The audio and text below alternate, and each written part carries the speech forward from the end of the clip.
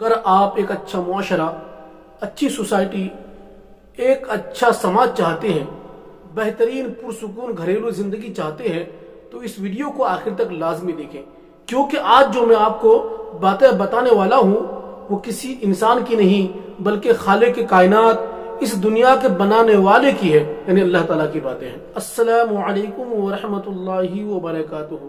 اگر آپ چاہتے ہیں کہ آپ کا معاشرہ اچھا ہو، اچھی سوسائٹی ہو، اچھی گھریلو زندگی ہو، برائیاں ختم ہو جائے، لوگوں میں محبت پیدا ہو، اچھا ماحول ہو، تو اس کے لیے اس ویڈیو کو آپ دوستوں تک ضرور شیئر کر دیں۔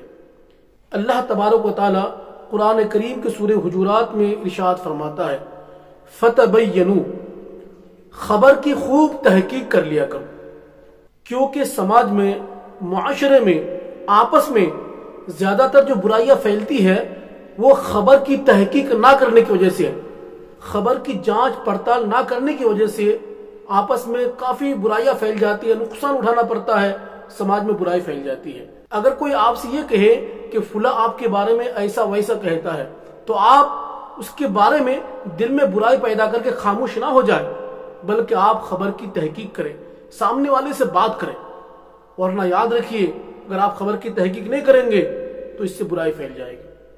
دوسری جگہ اللہ تعالیٰ ارشاد فرماتا ہے، فَأَصْلِحُوا، مسلمانوں کے درمیان صلح کراؤ، یعنی آگ میں گھی ڈالنے والا کام نہ کرو۔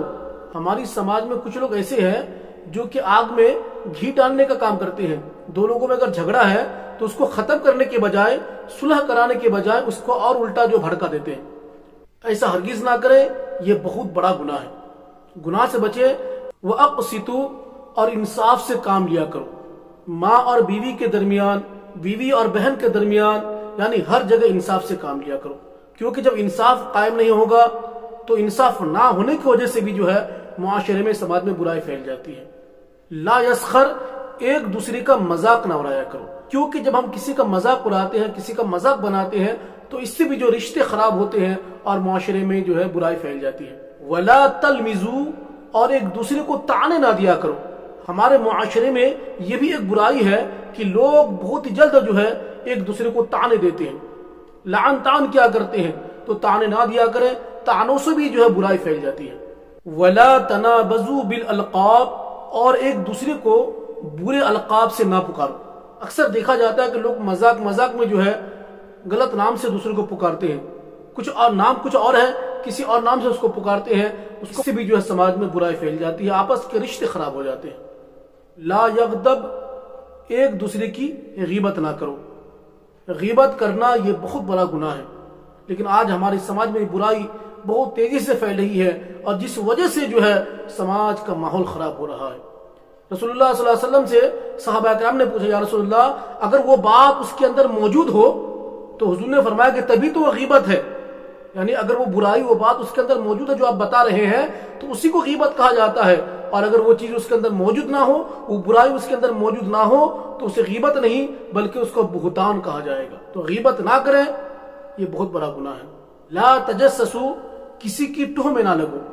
کچھ لوگوں کی عادت ہوتی ہے کہ کسی کے پیچھے پڑ جاتے ہیں، اس کی تجسس میں لگ جاتے ہیں، وہ کیا کرتا ہے کیا نہیں کرتا ہے، بس اسی کی ٹوہ میں لگے رہتے ہیں۔ تو یاد رکھیے، کسی کی ٹوہ میں لگنا یہ بھی برائی ہے، اس سے بھی سماج میں برائی پیدا ہو جاتی ہے۔ اجتنبوا کثیرا من الظن، بہت زیادہ گمان کرنے سے بچو۔ کچھ لوگوں کی عادت ہوتی ہے کہ ترنت کسی کے بارے میں نیگیٹو سوچ لیتے ہیں، منفی سوچ رکھ لیتے ہیں۔ مثال کے طور پر کسی کے پاس زیادہ مال آ گیا، اب یہ سوچنا کہ یہ مال کہاں سے آیا ہوگا، اس نے حلال طریقے سے کمایا یا حرام طریقے سے کمایا، کسی کا مال لوٹ کر لایا، یہ سوچ اپنے ذہن سے آپ نکال دیں، یہ نہ سوچیں۔ یا کوئی آپ سے ملنے کے لیے آتا ہے یا کوئی کسی سے ملنے کے لیے آتا ہے تو اس میں ذہن میں یہ نہ پیدا کرے کیوں مل رہا ہے، کوئی غلط سوچ اپنے ذہن میں پیدا نہ کرے۔ سبحان اللہ، اللہ تبارک و تعالیٰ نے ایک اچھے سماج کے لیے، ایک بہترین معاشرے کے لیے کس پیارے انداز میں تعلیمات دیا ہے۔ دوستوں تک یہ باتیں پہنچائیں اور خود بھی اس پر عمل کرنے کی کوشش کریں، اپنے گھر والوں کو بھی اس پر عمل کرانے کی کوشش کریں۔